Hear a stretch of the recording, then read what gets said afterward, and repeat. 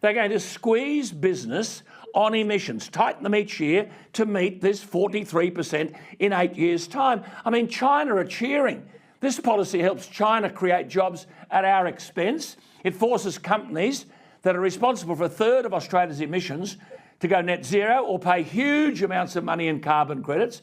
Angus, this has got to cost jobs in industries where there is no substitutable emission-free technology.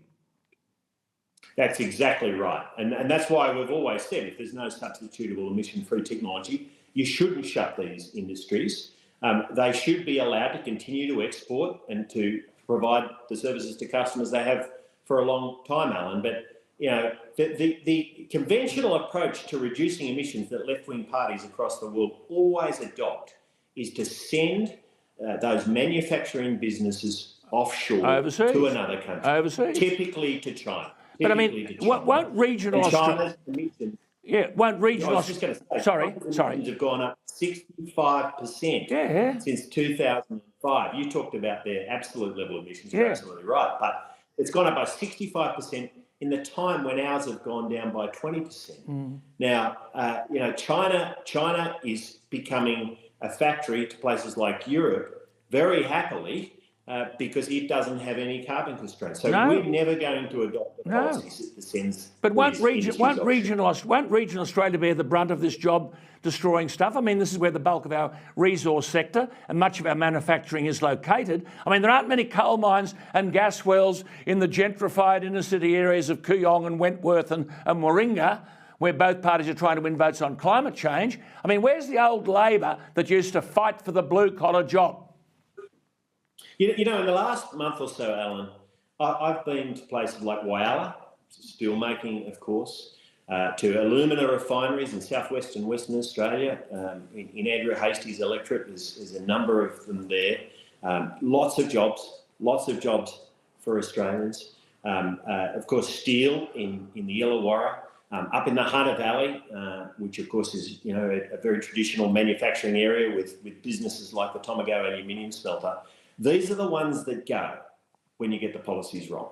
It's not people in the inner cities who lose their jobs. No. It's people in the regions. The Hunter Valley, 75,000 coal-related jobs. Hunter Valley, 75,000 coal-related jobs. This policy will destroy many of them. I mean, one wag suggested to me the only new thing Labor will be building in the Hunter Valley is Centrelink offices. I mean, it is extraordinary when you look at the cost to business. I mean, in the Hunter Valley, for example, I just did some figures. Outfits like the Bengala coal operation will be up for $17.6 million. The Centennial Mandalong mine, $42.4 million, because they've got to buy carbon credits if they exceed 100,000 tonnes of carbon dioxide emissions. Coal and Allied at Warkworth, $27.9 million.